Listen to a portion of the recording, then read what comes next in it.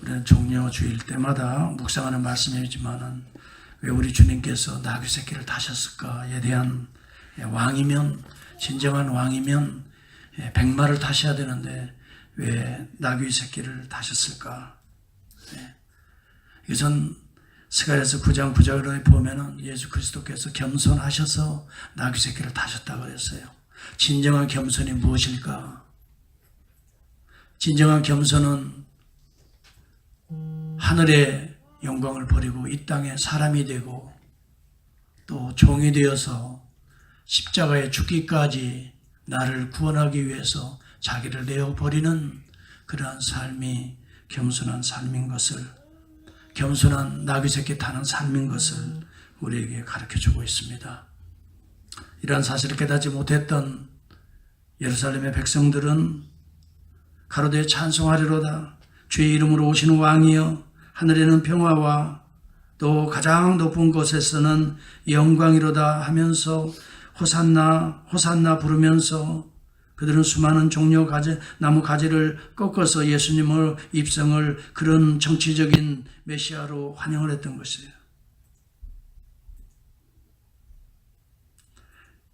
저분같이 기적을 행하고 저분같이 말씀에 권능이 있고 저분같이 정말 놀라운 하늘의 역사와 기적을 베푸는 분이라면 우리를 로마의 압제에서 구원해 주실 것이다라고 하는 그런 정치적인 메시아의 생각들이 그들에게 가득했습니다. 과연 그들은 우리들의 죄를 위해 대속하시는 그런 메시아를 생각해 봤을까요? 어쩌면 예수님의 12 제자들도 예수님의 날이 임할 때에 좌우편에 앉게 해달라고 권력과 권세를 탐했던 것을 봅니다. 주님은 십자가에 죽으셔서 우리의 죄를 대속하심에도 불구하고 주님의 제자들은 주님의 나라가 임할 때 좌우편, 영의정, 좌의정을 탐했던 것이에요.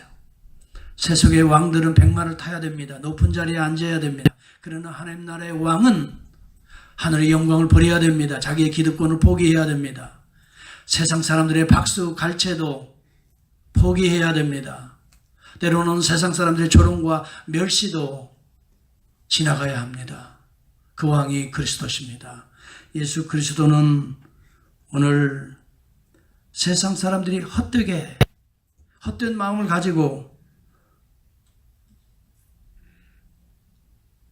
세상의 왕으로 로마의 압제에서 해방할 이스라엘의 왕으로 유대인의 왕으로 그들은 활용했지만 그런 축제의 한복판에서 오늘 주님은 우시는 장면이 누가복음 오늘 본문에 이어지고 있습니다. 사람들은 환영합니다. 왕이 드디어 이제 예루살렘에 입성해 그 권자에 앉을 것을 기대합니다. 그런데 우리 주님은 울고 계시는 것입니다. 여기 성경에 보니까 각각 성을 가까이 오사 성을 보시고 우시며 가라사대 너도 오늘날 평화에 관한 일을 알았다면 좋을 뻔하였거니와 지금 내 눈에 보이지 아니하는도다. 한마디로 축제와 눈물입니다. 영광과 눈물입니다. 이 아이러니를 우리는 어떻게 이해할 수 있고 어떻게 우리의 삶에 적용할 수 있습니까? 우리가 주님 앞에 나오는 것은 주님을 통해서 계속적인 기적을 바라고 내 삶에 뭔가 안녕을 바라고 내 삶에 뭔가 축복을 바라고 뭔가 내 병든 것들이 다 치유함을 받고 또 내 가정과 내 자녀들이 그냥 세상적인 복으로 높은 권자에 오르며 오늘 주님을 찬양하며 노래하는 이 가운데에도 혹시 주님은 우실 수 있다고 하는 것을 우리에게 암시하고 있는 본문이라고 생각이 들지 않습니까? 성경에 보면은 우리 주님이 우시는 장면이 3번 언급되고 있습니다. 어느 교회를 가니까 웃는 예수님의 걸개를 뒤에다가 붙여서 웃으시는 예수님을 찬양하며 기뻐하며 즐거워하는 모습을 봤습니다. 그런데 성경은 웃으시는 예수님의 모습은 한 번도 기록되지 않고 있습니다. 성경은 우시는 예수님의 모습이 기록되고 있다고 하는 사실은 또 하나의 암시인 것입니다. 히브리서에 보면은 우리 주님께서 5장 7절에 보면 그는 육체에 계실 때 자기를 죽음에서 능히 구원하실 이에게 심한 통곡과 눈물로 간구와 소원을 올렸다라고 말한, 주님이 육체에 계실 때 심한 통곡과 눈물로 기도했다고 나옵니다. 해피하셔야 할 우리 주님이, 가장 기뻐해야 될 주님이 왜 이렇게 우리가 상상할 수 없는 일을, 행동을 하시나? 어쩌면 주님이 이 땅에 오셔서 하나님의 나라를 세우시고 또 많은 사람들의 질병을 고치시고 또 그들에게 하나님의 나라를 심으시기 때문에 주님은 오히려 기뻐하고 즐거워하고 주님은 웃으시면서 사셔야 되는데 어떻게 이렇게 심한 통곡과 눈물로 간구와 소원을 우리 주님은 이렇게 올리시고 사셨는가? 눈물이 있었다는 거예요. 눈물은 진실입니다. 물론 alligator's tear, 가짜의 눈물, 악어의 눈물도 없지 않아 있습니다. 때로는 감각적인 눈물도 없지 않아 있습니다. 그러나 오늘 여기 본문에 보면은 에크라우센, 이것은 안타깝고 애처로운 애간장이 끓어오르는 심한 통곡의 눈물을 가리킬 때 헬라어의 에크라우센이라는 단어를 사용하는 것을 저는 보았습니다. 아파서 오는 겁니다. 상처가 있는 것입니다. 애통함이 있는 것입니다. 왜 그렇습니까? 여기 성경은 분명하게 이야기합니다. 너희가 평화에 관한 일을 알았으면 좋을 뻔하였도다. 그러나 너희 눈에 평화, 진정한 하나님의 샬롬, 평강을 놓쳤도다. 잃어버리는도다. 진정한 평화, 평강은 어디에서 오는 겁니까? 군사적인 힘에서 옵니까? 정치적인 역량에서 오는 것입니까? 물론 그것도 필요하겠습니다. 가장 중요한 건 하나님의 평강, 하나님의 샬롬은 하나님을 마음에 모시는 데에서 오는 것입니다. 하나님의 중심의 삶에서 진정한 평강이 오는 것입니다. 여러분, 우리의 주변에 환경이, 모든 문화와 모든 역사들이 여러분 어그러질 때라도 하나님을 모시는 가운데는 그런 물결치는 그런 이 더러운 타락한 인류 문명 속에서도 진정한 평강, 하나님의 나라는 심겨질 수가 있는 것입니다. 그러나 유대인들은, 바리새인들은, 이스라엘은 한마디로 말해서 진정한 하나님의 평강을 놓치고 있었다 하는 사실을 지적하고 있는 것입니다. 진정한 평강은 하나님을 모시는 것입니다. 하나님을 배제하는 것이 아닙니다. 하나님이 주인이 되는 삶입니다. 하나님의 주인을 몰아내고 내가 주인이 되거나 정치 권력이 주인이 되거나 물질이 주인이 되거나 아니면 세상의 쾌락이, 향락이, 우리의 이기주의가 주인이 될 때에 평화에 관한 일을 사실은 알지 못하는 것이죠. 여러분은 진정한 평화에 관한 평화의 근본 하나님의 샬롬을 이해하고 있습니까? 마태복음 23장 동일한 본문에 보면 37절 38절에 보면은 예루살렘아 예루살렘아, 여러분 예루살렘이란 말은 평강의 도시라는 말입니다. 이름을 평안의 도시, 이 도성에 사는 모든 백성들은 평안할지어다 하는 하나님의 축복을 선포하면서 이름 자체도 예루살렘 평강의 도시로, 하나님의 평안이 임재하는 도시로 이름을 지었습니다. 그러나 그들은 하나님을 배제하는 삶을 살았습니다.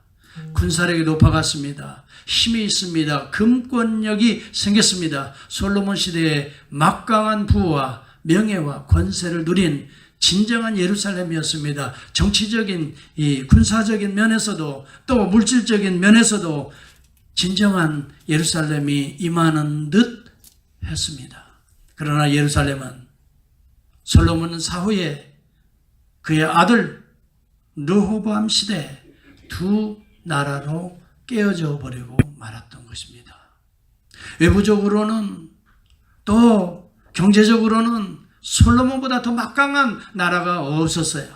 수많은 나라의 리더들이, 왕들이 솔로몬의 지혜를 배우기 위해서 그 왕궁으로 몰려들었던 시기가 솔로몬 시대예요. 진정한 평화의 나라를 이루는 듯 했어요.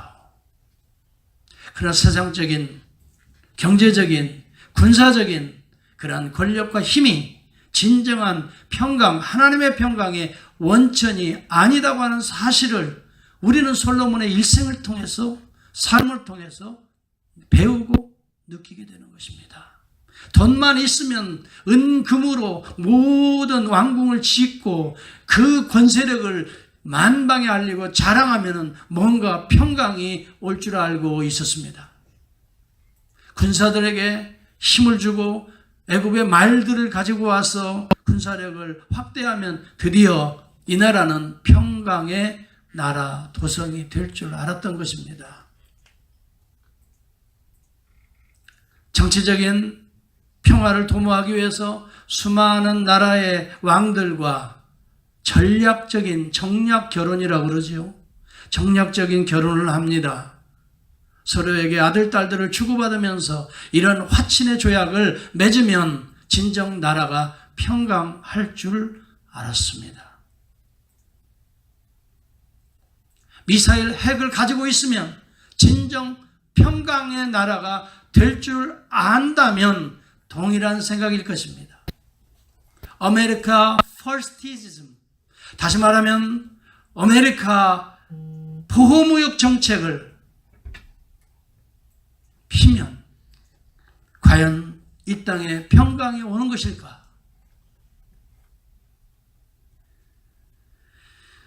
여러분, 금권력을 가지고 또 군사력을 가지고 아니면 이즘, 뭔가를 사상을 가지고 이 땅을 지배하면 평강이 올 것인가? 인류 역사에서 가장 잔인하고 무서운 죽음을 맛보았던 그때가 언제입니까? 2차 세계대전의 독일의 히틀러 나치즘입니다. 나치즘의 핵심,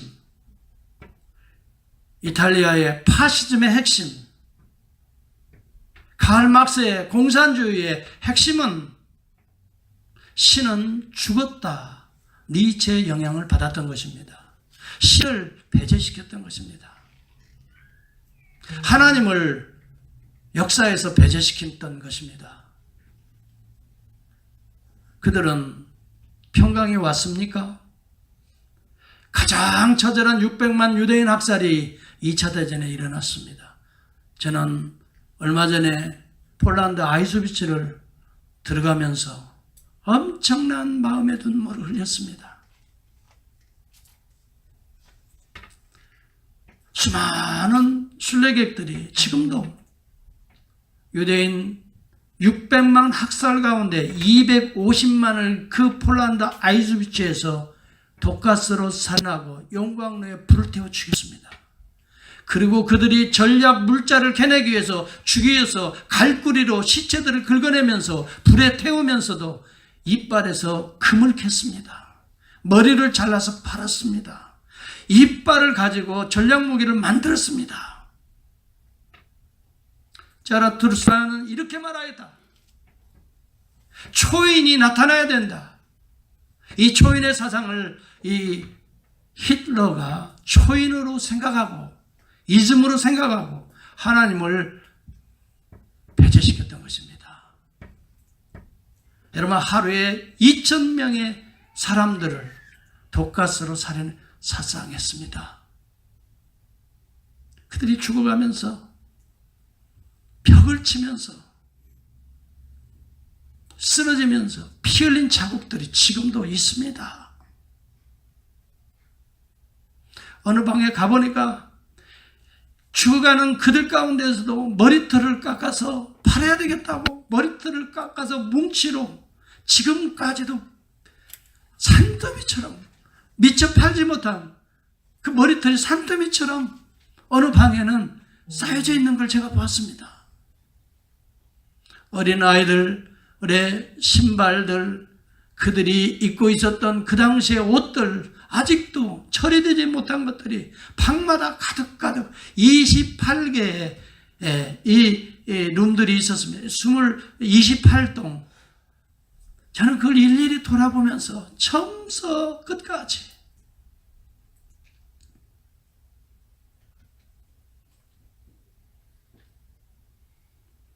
이렇게 인간이 잔인할 수 있을까?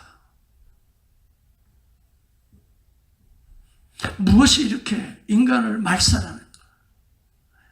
하나님의 형상을 파괴하는 이러한 인류를 살상하는 이러한 근본적인 생각과 이즘은 우리의 사고에서, 우리의 감정에서 하나님을 배제하기 때문인 것입니다. 그러한 자들은 아직도 하나님의 형상이 인간의 존엄성에서 보이지 않는 것입니다. 여러분, 저는 언젠가 뉴스에서 게임에 중독된 어떤 남자가 2살 된 아이가 자기를 보챈다고 계속 게임에 방해된다고 목을 졸라 죽이고 그걸 산에 유기해버리고 천연덕스럽게 경찰에 유아 실종 신고를 하는 그 아버지의 스토리를 읽었습니다. 여러분, 왜 이런 일들이 일어납니까? 우리의 삶에서 하나님을 철저하게 배제시키는 것입니다.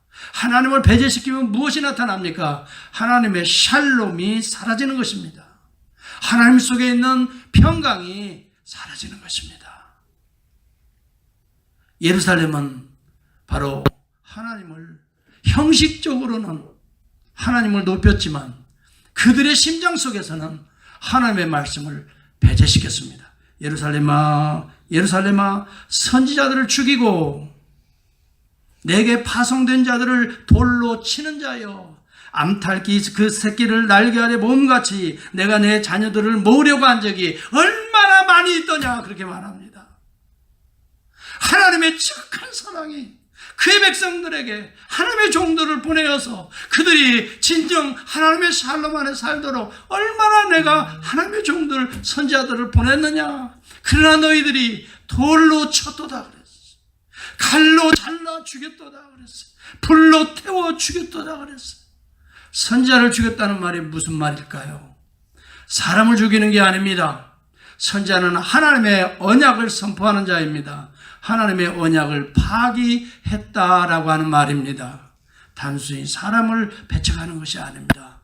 하나님을 배제하는 것은 하나님이 주신 그 언약을 파기하는 것과 마찬가지입니다. 그들에게 남는 것은 사랑과 생명과 평강의 언약이 아니라 하나님의 진노와 저주와 심판밖에 남을 것이 없습니다.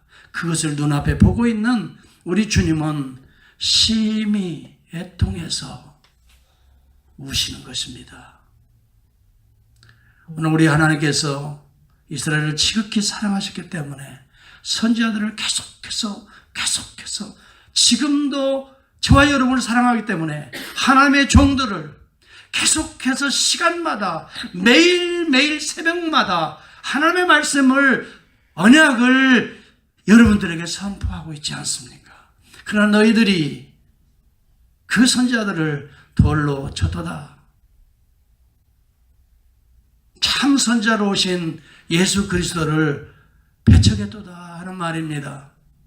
이스라엘에게 단순한 선지자들이 아니라 진정 하나님의 아들, 하나님의 언약을, 새 언약을 가지고 오신 그리스도를 너희들이 배척했도다, 이 말입니다. 이게 오늘도 저와 여러분이 매일 매순간 돌같은 마음으로 하나님의 말씀을 받아들이지 않는다면 하나님이 오늘도 들려주시는 이 거룩한 언약의 메시지들을 돌로 치는 것이나 다를 바가 뭐가 있겠습니까? 오늘 하나님이 여러분 앞에 나타나는 것이 아닙니다. 오늘도 하나님은 하나님의 종들을 통해서 말씀의 언약들을 선포할 때 이 굳어진 여러분들의 마음이 하나님의 말씀을 받아들이지 않는다면 돌로 선지자를 치는 이스라엘의 모습이나 다를 바가 뭐가 있겠습니까? 사람을 죽이는 게 아닙니다. 예수 그리스도가 지금 왔다고 해서 그를 돌로 치는 것이 아닙니다. 오늘도 그리스도는 영으로, 말씀으로, 기도를 통해서 우리 안에 임하고 계시는 줄을 믿습니다. 그러나 우리의 이 단단해진 세속화된 마음이 전혀 그리스도의 말씀에 반응하지 않는 길가와 같다든지 돌짝발과 같다든지 가시떨기와 같다면 오늘 하나님이 그렇게 사랑해서 매일매일 부어주시는 하나님의 종들을 돌로 치는 자요가 아니라면 어떤 의미겠어요?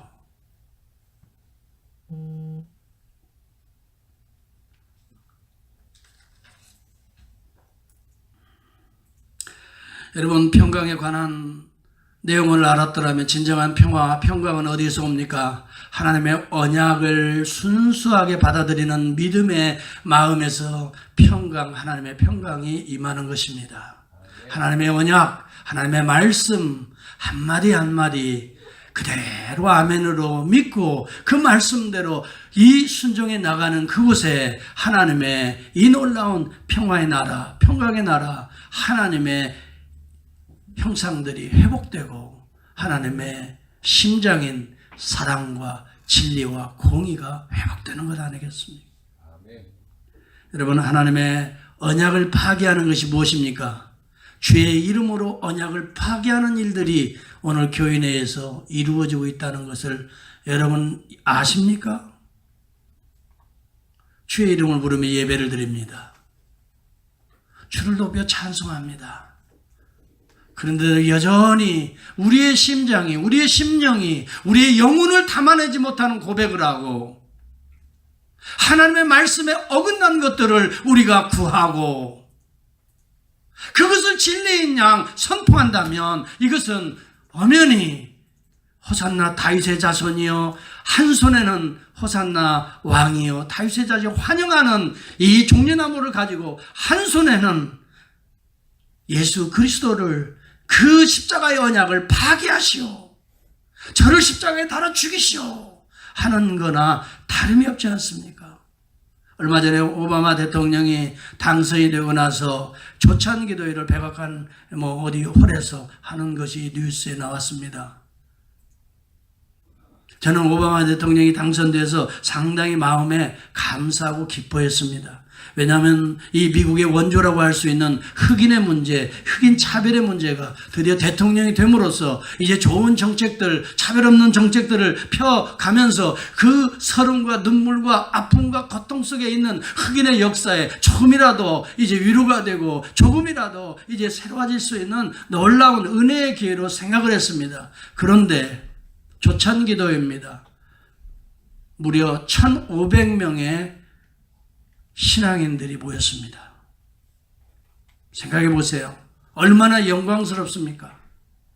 호산나 다윗의 자손이여, 이제 드디어 하나님의 나라가 미국을 회복할 것이다 라는 기대감을 주고 있는데 거기 기도를 한 사람이 있습니다. 누굽니까? 진 라빈슨입니다. 이분은 누굽니까? 성공의 사제 중에서 동성애자로 커밍아웃한 분입니다. 그래서 현재 아내와 이혼을 하고 지금 동성애 커플과 살고 있습니다. 이것으로 말미암아 이 성공회가 두 쪽으로 갈라지는 일에 일목한목을 한 분입니다. 저는 그분 개인적으로 무엇을 이야기하려고 하는 것은 아닙니다. 여러분 기억하십시오. 한 손에 종려나무를 가지 조찬기도입니다. 왕이시여 우리를 구원하소서. 그렇지만 한 손에 하나님의 언약을 파괴하는 것을 전 세계민들에게 지금 선포하고 있는 것이 조찬기도회가 되어버리고 말았다면 이것은 오늘 주님이 축제 한복판에서 울고 계시지 않겠습니까? 오늘 이 시대의 문화가 하나님의 언약을 파괴한다면 아무리 그럴듯한 예배의 형식을 갖추어도 거기에는 예수의 에클라우센 눈물이 흐를 수밖에 없는 것이에요. 하나님의 눈물입니다. 하나님은 그런 모습을 보고 애통하시는 것입니다. 우리의 예배가 신령과 진정이 되지 못하면 하나님은 이 시간 우리를 통해 경배를 받는 것이 아니라 우리의 거짓된 예배, 헛된 간구, 사람에게 보이고 싶어하는 어떤 우쭐한 성가대가 된다면 이것은 우시는 하나님의 눈물이 담겨질 것입니다. 여러분의 우리의 기도가 사람의 귀에 즐겁게 하는 기도가 된다면 오늘 이 생명의 강단에서 하나님의 복음의 진리, 언약, 예수 그리스도의 메시아의 구속의 이 복음을 청가하지 아니하고 세속적인 기복주의에 빠져버리고 만다면 오늘 이 강단에서 우리 주님은 흐느끼실 것이라 하는 것입니다. 여러분, 우리의 삶이 예수 그리스도의 십자가의 길을 따르지 아니하고 세속적인 영광이나 우리 민족의 해방이나 여러분 내 인생의 행복을 추구한다면 우리 그리스도인은 그 길을 가는 자들이 더 이상 아닌 것입니다. 때로는 주님의 영광을 위해서 우리가 가는 길은 나의 행복조차도 포기해야 될 때가 있는 것입니다.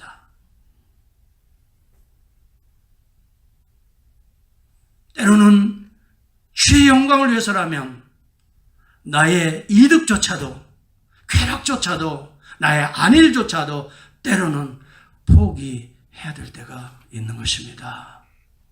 하나님은 무엇을 기뻐하시겠습니까?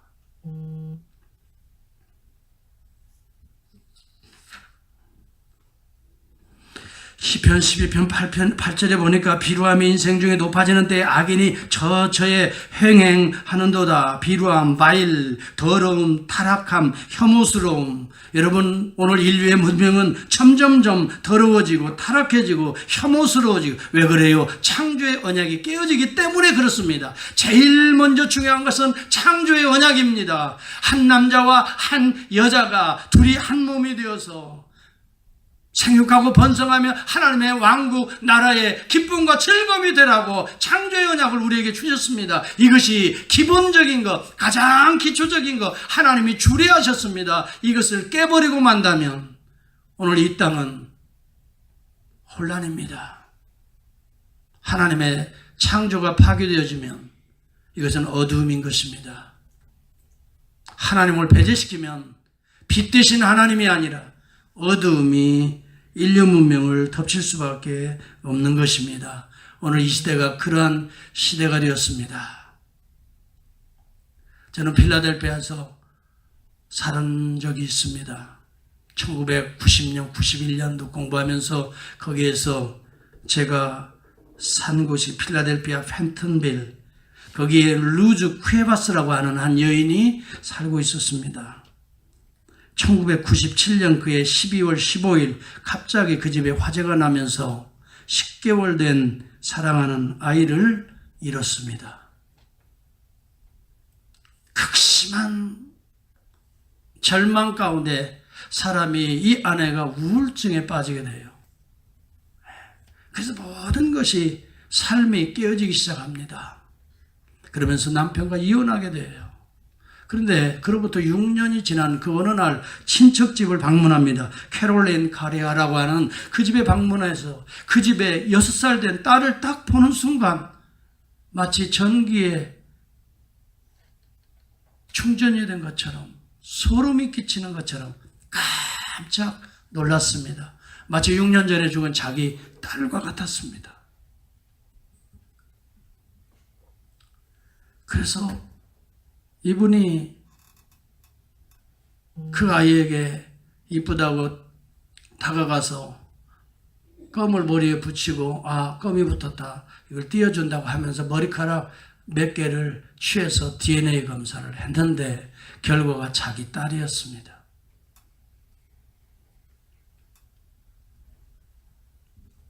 자기의 딸을 도적질하고 유정하기 위해서 화제를 냈던 것입니다. 이 모든 것이 밝혀진 거지요. 이런 일들이 어떻게 이루어질 수 있습니까? 그 가정에 가장 중요한 하나님의 언약을 파괴한 것입니다. 진정한 평강에 관한 일을 알지 못한 것입니다. 아기가 평안을 줍니까? 진정한 평안은 그 아이 속에 하나님의 영상이 회복되는 거 아닙니까? 있으나 없으나 남편과 아내가 여러분 하나님의 평강에 관한 것을 압니까? 하나님의 말씀의 선지자를 그 가정에서 세웠습니까? 존경했습니까? 말씀을 묵상했습니까? 평화의 가정을 이루었습니까? 하나님의 개입하시는 그 날에 관하여 너희가 알았으면 좋을 뻔하였도다라고 말합니다. 하나님의 진노와 심판에 대해서 알고 있으면 그렇게 어린아이를 도둑질해서 불을 놓을 수가 있겠습니까? 하나님의 언약이 파괴된 가정, 하나님을 배제한 인간의 세계관, 가치관, 인생관은 오늘 이처럼 상상할 수 없는 문화를 만들어가고 잉태하고 있다고 하는 사실입니다. 여러분, 누구를 탓할 것은 아닙니다. 제가 설교할 때도 누구를 탓하려고 설교하는 건 아닙니다. 우리 마음속에 이 종려주일에 우리가 도전받아야 될 것은 진정 평화에 관한 일을 알아야 된다고 하는 주님의 이 눈물 섞인 호소인 것입니다. 과연 진정한 평화, 평강은 어디서 오는가를 알아야 되는 것입니다. 시편 127편 1절과 2절은 이렇게 말합니다. 여호와를 경외하는 자, 그 도에 행하는 자마다 복이 있다라고 시편 128편에 말하며, 이 짝을 이루는 자매 127편 1절과 2절은 여호와께서 그 가정을 세우지 아니하시면 세우는 자의 수고가 헛되다라고 말합니다. 여호와께서 그 성을 지키지 아니하시면 그 성을 지키기 위한 파수꾼의 경성함이 허사로다. 성경은 분명히 이야기합니다. 여러분의 가정, 여러분의 인생, 여러분의 자녀들을 누가 지키겠습니까? 여러분이 지킬 수 있습니까? 여러분들이 우리 후손들의 미래를 보장할 수 있습니까? 여러분들이 그들의 앞길을 인도할 수 있습니까? 천만에요. 우리들의 아이는 생각에, 문화에, 많은 언어의 차이들을 안고 우리 세대는 이 미국 땅에 살아갑니다. 하나님의 영이 그들을 다스리게 될 때 진정한 영적인 커뮤니케이션이 믿음을 통해 부모와 함께 이루어질 줄을 저는 믿습니다.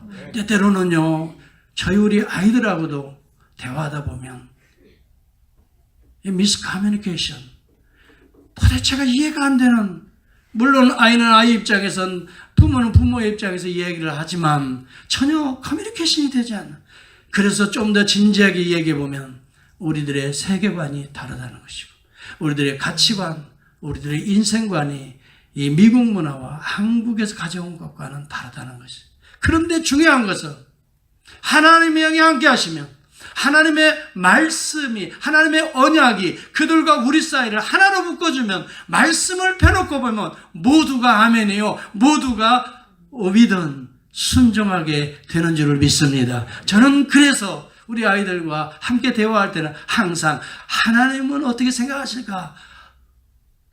What would Jesus do? 예수 그리스도는 어떻게 생각하실까? 이러한 문제라면 우리 주님은 어떻게, 어떤 길을 선택하실까 생각해 보면 there's answer, 답이 나오는 것입니다. 아이들도 그러면 끄덕끄덕 합니다. 오늘 저와 여러분, 우리의 가정, 우리의 교회, 우리 민족, 우리의 앞날의 장래가 우리 주님께 달려있는 것을 저는 믿습니다.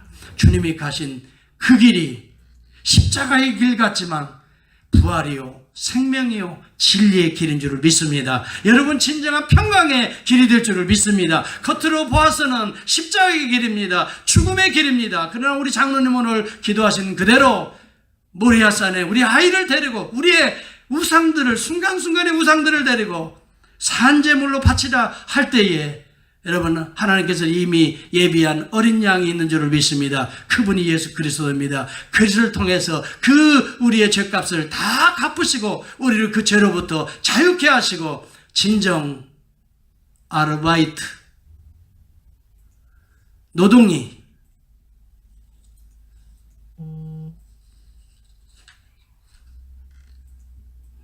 마흐트 프라이, 제가 독일어를 썼습니다만, 노동이 우리를 자유케 하리라가 아니라 진리가 너희를 자유케 하리라. 할렐루야. 오늘 진리가, 생명이 우리 주 예수 그리스도와 저와 여러분 십자가 길을 함께 주님의 길을 따라가는 여러분, 저에게 생명의 길로, 자유의 길로, 죄로부터 해방의 길로, 부활의 길로 인도해 주시리라 믿습니다. 그러한 귀한 절기가 될 수 있기를 주의 이름으로 축복합니다. 기도하겠습니다.